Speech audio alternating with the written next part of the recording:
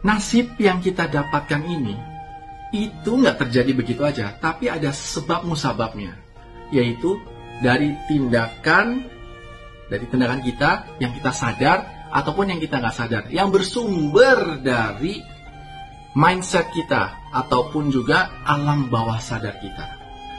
Manusia itu memang ditakdirkan oleh Allah sebagai makhluk yang lemah ini kita.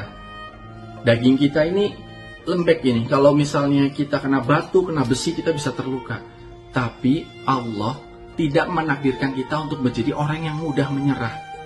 Ingat, Allah itu memberi masalah supaya kita belajar dari kesalahan, supaya kita lebih cerdas, bangkit dari keterpurukan untuk menuju kesuksesan. Kita ini lemah, kita kalau berantem sama macan kalah. Macan kukunya, cakarnya kuat, tenaganya kuat, kita lemah. Tapi Allah kasih kita pikiran, Allah memberikan kita permasalahan. Ada macan di hutan, gimana caranya?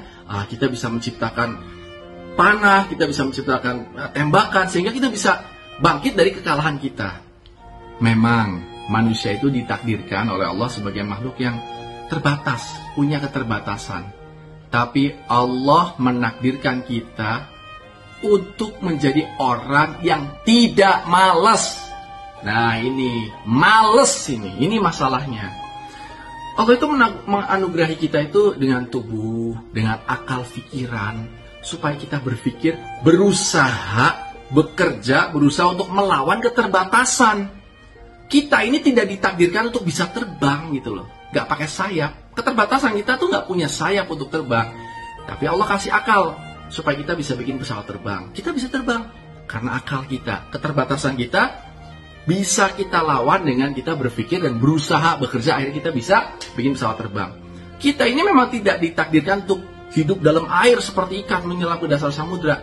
Tapi Allah anugerahi kita akal pikiran supaya kita bisa membuat alatnya, sehingga kita bisa menyelam, diving ke dalam samudra.